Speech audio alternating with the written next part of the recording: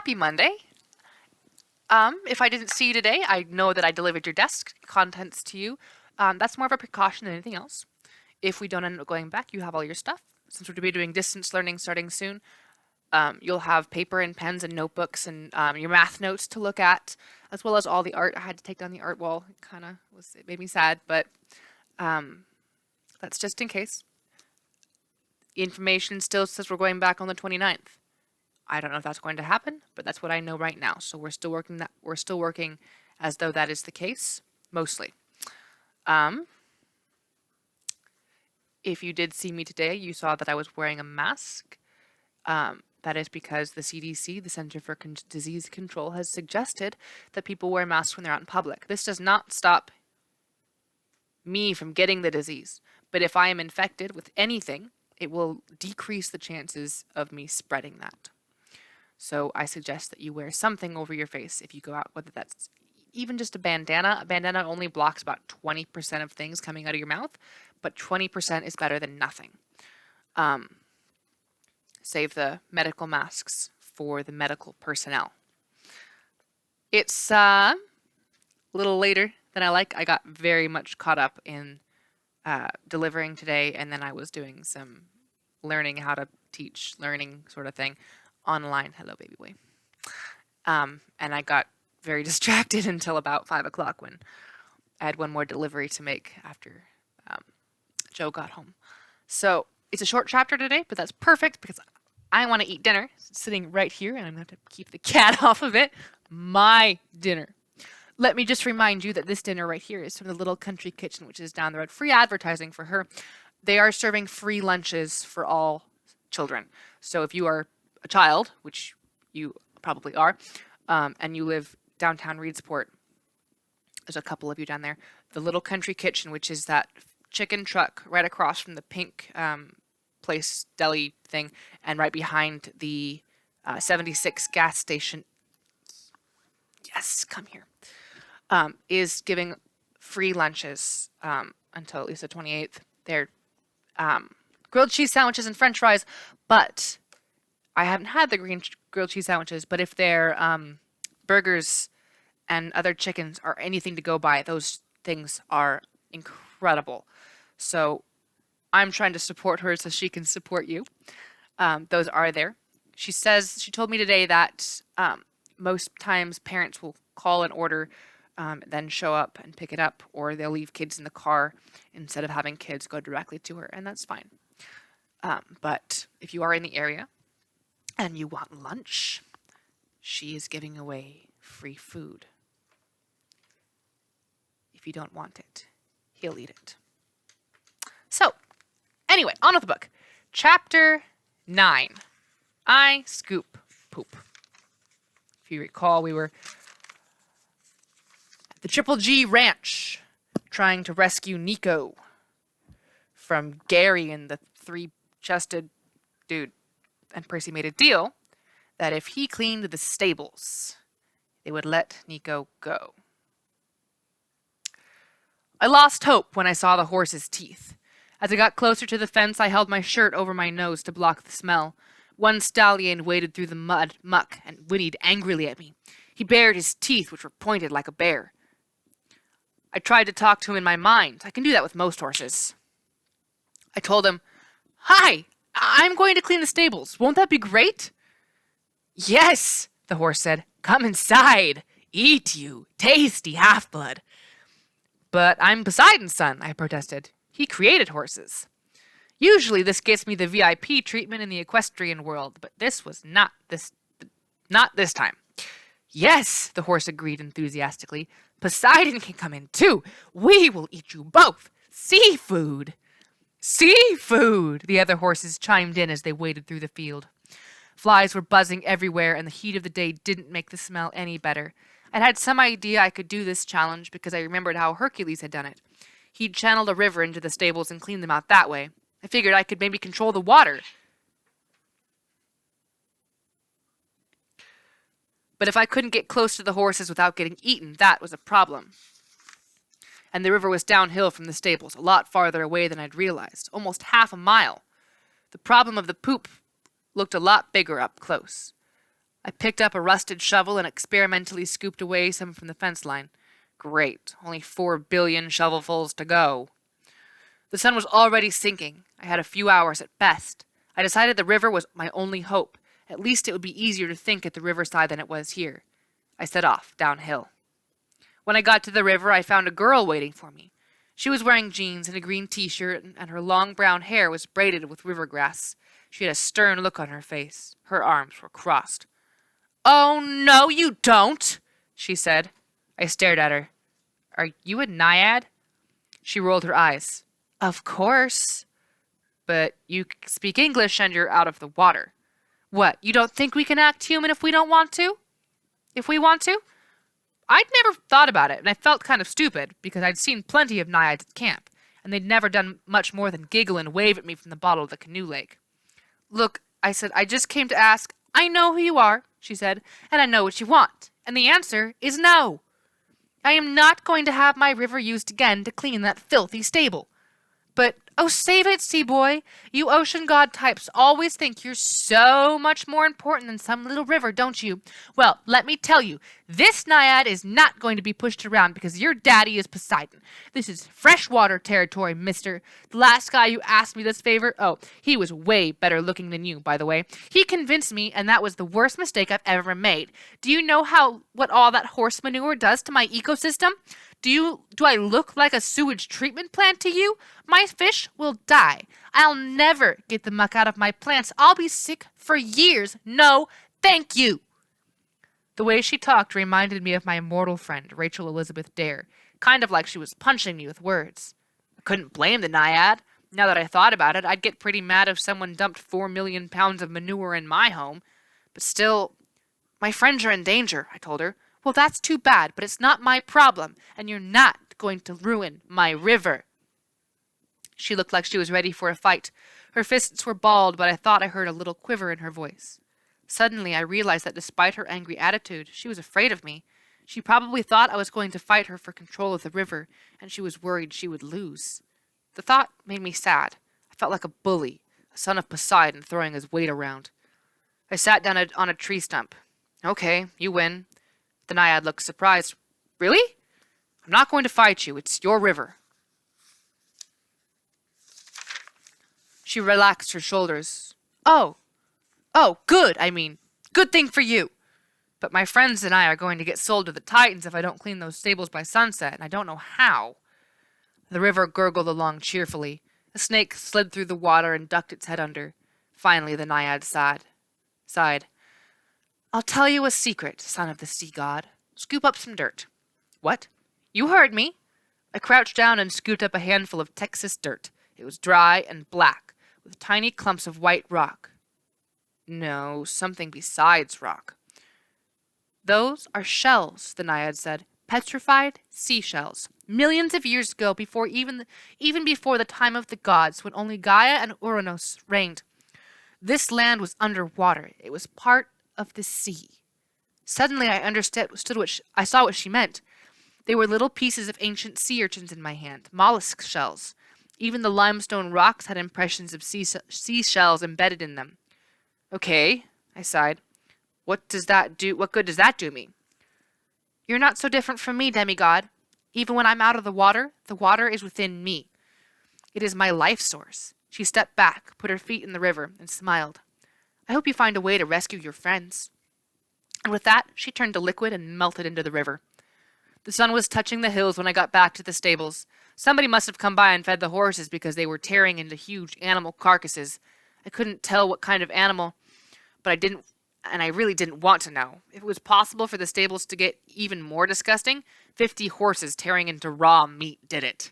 "Seafood!" one thought when he saw me. "Come in! We're still hungry!" What was I supposed to do? I couldn't use the river, and the fact that this place had been underwater 1 million years ago didn't exactly help me now. I looked at the little calcified seashell in my palm, then at the huge mountain of dung. Frustrated, I threw the shell into the poop. I was about to turn my back on the horses when I heard a sound. Pfft, like a balloon with a leak. I looked down where I'd thrown the shell. A tiny spout of water was shooting out of the muck. "No way," I muttered. Hesitantly, I stepped toward the fence. Get bigger, I told the water. Sploosh! Water shot 3 feet into the air and kept bubbling. It was impossible, but there it was. A couple of horses came over to check it out. One put his mouth to the spring and recoiled. Yuck, he said. Salty! It was salt water in the middle of a Texas ranch. I scooped up another handful of dirt and picked out the shell fossils. I didn't really know what I was doing, but I ran around the length of the stable, throwing shells into the dung piles. Everywhere a shell hit, the saltwater spring erupted. Stop! The horse cried. Meat is good! Baths are bad! Then I noticed the water wasn't running out of the stables or flowing downhill like water normally would. It simply bubbled around each spring and sank into the ground, taking the dung with it.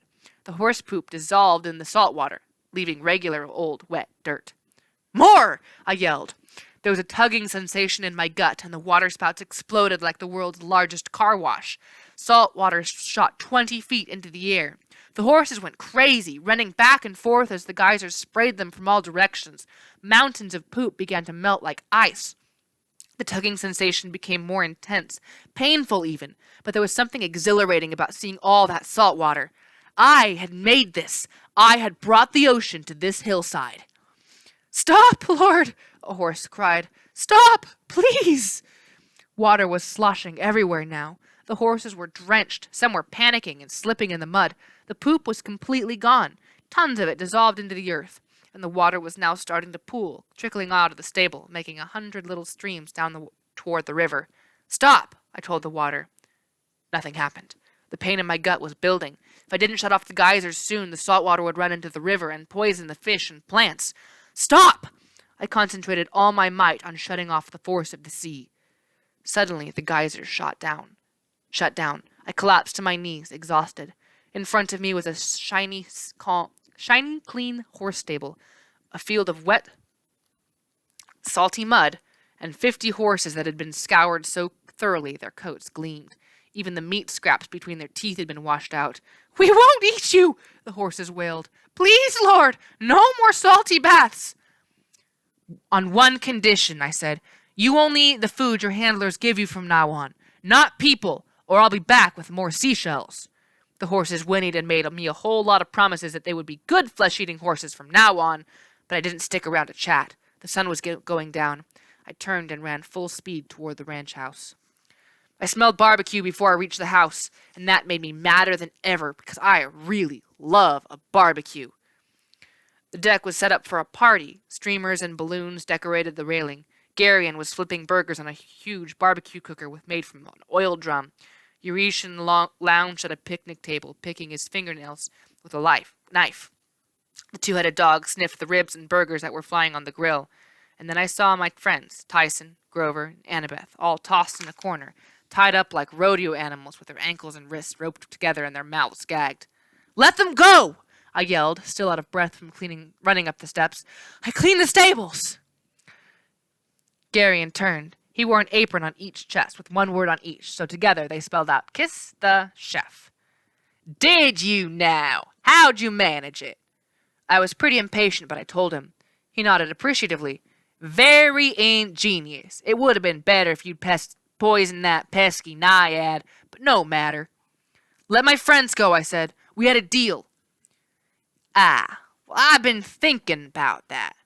Problem is, if I let them go, I don't get paid. You promised!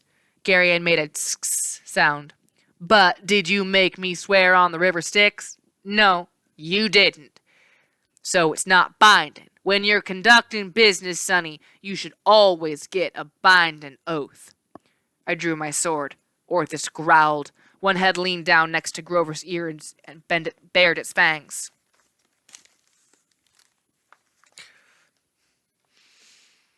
Eurytion, Garion said, the boy is starting to annoy me. Kill him. Eurytion studied me. I didn't like my odds against him with that huge club. Kill him yourself, Eurytion said. Garion raised his eyebrows. Excuse me? You heard me, Eurytion grumbled. You keep sending me out to do your dirty work. You pick fights for no good reason, and I'm tired of dying for you. You want to fight the kid, you do it yourself. It was the most un-Ares-like thing I'd ever heard a son of Ares say. Garion threw down his spatula. You dare defy me? I should fire you right now. Then who'll take care of your cattle? Orthus, heel. The dog immediately stopped growling at Grover and came to sit by the cowherd's feet. Fine, Garion snarled. I'll deal with you later, after the boy is dead. He picked up 2 carving knives and threw them at me. I deflected one with my sword. The other impaled itself in the picnic table an inch from Eurytion's hand. I went on the attack. Garion parried my first strike with a pair of red-hot tongs and lunged at my face with a barbecue fork. I got inside his next thrust and stabbed him right through the middle chest. Ah! He crumpled to his knees. I waited for him to disintegrate the way monsters usually do, but instead he just grimaced and began to stand up. The wound in his chef's apron began to heal. Nice try, Sonny, he said. The thing is, I have 3 hearts. Perfect backup system. He tipped over the barbecue and coal spilled out everywhere. One landed next to Annabeth's face and she let out a muffled scream. Tyson strained against his bonds, but even his strength wasn't enough to break them. I had to end this fight before my friends got hurt. I jabbed Garion in the left chest, but he only laughed. I stuck him in the right stomach. No good. I might as well have been sticking my sword in a teddy bear for all the reaction he showed. 3 hearts. The perfect backup system. Stabbing one at a time was no good. I ran into the house. Coward! He cried. Come back and die right! The living room walls were decorated with a bunch of gruesome hunting trophies. Stuffed deer and dragon heads, a gun case, a sword display, and a bow with a quiver. Garion threw his barbecue fork and it thudded into the wall right next to my head. He drew 2 swords from the next display. Your head's gonna go right there, Jackson, next to the grizzly bear. I had a crazy idea. I dropped Riptide and grabbed the bow off the wall. I was the worst archery shot in the world. I couldn't hit targets at camp, much less a bullseye, but I had no choice. I couldn't win this fight with a sword. I prayed to Artemis and Apollo, the twin archers, hoping they might take pity on me for once. Please, guys, just 1 shot. Please. I notched an arrow. Garion laughed. You fool! 1 arrow is no better than 1 sword. He raised his swords and charged. I dove sideways. Before he could turn, I shot my arrow into the side of his right chest. I heard thump, thump, thump as the arrow passed clean through each of his chests and flew out his left side, embedding itself in the forehead of the grizzly bear trophy. Garion dropped his swords. He turned and stared at me. You can't shoot. They told me you couldn't. His face turned a sickly shade of green. He collapsed to his knees and began crumbling into sand until all that was left were 3 cooking aprons and an oversized pair of cowboy boots. I got my friends untied. Eurytion didn't try to stop me. Then I stoked up the barbecue and threw the food in the flames as a burnt offering for Artemis and Apollo. Thanks, guys, I said. I owe you one. The sky thundered in the distance, so I figured maybe the burger smelled okay. Yay for Percy, Tyson said. Can we tie up this cowherd now? Nico asked. Yeah, Grover agreed. And that dog almost killed me. I looked at Eurytion, who was still sitting relaxed at the picnic table. Orthus had both his heads on the cowherd's knees. How long will it take Garion to reform? I asked him. Eurytion shrugged. 100 years. He's not one of those fast reformers, thanks the gods. You've done me a favor. You said you died for him before, I remembered. How? I've worked for that creep for thousands of years. Started as a regular half-blood, but I chose immortality when my dad offered it. Worst mistake I ever made. Now I'm stuck here at this ranch. I can't leave. I can't quit. I just tend to the cows and fight Garion's fight. We're kind of tied together. Maybe you can change things, I said. Eurytion narrowed his eyes. How? Be nice to the animals, take care of them, stop selling them for food, and stop dealing with the titans. Eurytion thought about that. That'd be all right. Get the animals on your side and they'll help you. Once Garion gets back, maybe he'll be working for you this time. Eurytion grinned. Now that I could live with. You won't stop us from leaving? Shoot, no. Annabeth rubbed her bruised wrists. She was still looking at Eurytion suspiciously. Your boss said that somebody paid for our safe passage. Who? The cowherd shrugged. Maybe he was just saying that to fool you. What about the Titans? I asked. Did you Iris message them about Nico yet? Nope. Garion was waiting until after the barbecue. They don't know anything about him. Nico was glaring at me. I wasn't sure what to do about him. I doubted he would agree to come with us. On the other hand, I couldn't just let him roam around on his own. You could stay here until we're done with our quest, I told him. It would be safe. Safe? Nico said. What do you care if I'm safe? You got my sister killed! Nico, Annabeth said, that wasn't Percy's fault. And Garion wasn't lying about Kronos wanting to capture you. If he knew who you were, he'd do anything to get you on his side. I'm not on anybody's side, and I'm not afraid. You should be, Annabeth said. Your sister wouldn't want... If you cared for my sister, you'd help me bring her back. A soul for a soul? I said. Yes, but if you don't want my soul... I'm not explaining anything to you. He blinked tears out of his eyes. And I will bring her back. Bianca wouldn't want to be brought back, I said. Not like that. You don't know her, he shouted. How would you know what she'd want? I stared at the flames in the barbecue pit. I thought about the line in Annabeth's prophecy. You shall rise or fall by the Ghost King's hand. That had to be Minos, and I had to convince Nico not to listen to him. Let's ask Bianca. The sky seemed to grow darker all of a sudden. I've tried, Nico said miserably. She won't answer. Try again. Got the feeling she'll answer with me there. Why would she? Because she's been sending me iris messages, I said, suddenly sure of it. She's been trying to warn me what you're up to so I can protect you. Nico shook his head. That's impossible. Only one way to find out. You said you're not afraid. I turned to Eurytion. We're going to need a pit, like a grave, and food and drinks. Percy, Annabeth warned, I don't think this is a good idea. All right, Nico said. I'll try. Eurytion scratched his beard. There's a hole dug out back for a septic tank. We could use that. Cyclops boy, fetch me my ice chest from the kitchen. I hope the dead like root beer. And that is the end of chapter 9. And I'm not going to read chapter 10 today because I want to eat my dinner. I'm hungry. So, I hope you enjoyed chapter 9. Looking forward to seeing Bianca again if she decides to show her face.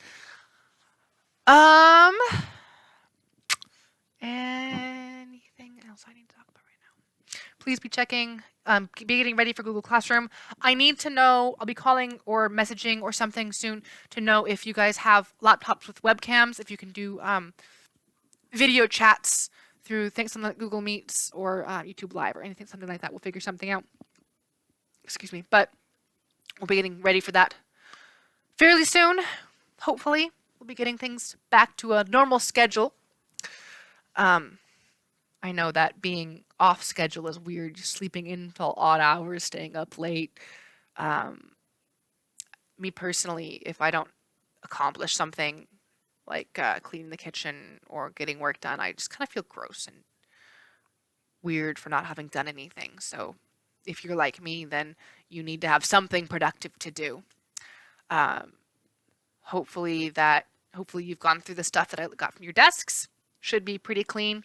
I was wearing gloves when I was taking them out of your desk, and not when I delivered, but I did wash my hands a lot today. So go through your stuff. I tossed anything loose that was from last quarter because that's unnecessary things now. Grades are in, and they're no longer in the staff room, so they've gone out. They'll be mailed to you soon. I can't think of any other announcements right now, so I will set this processing, and I will talk at you later.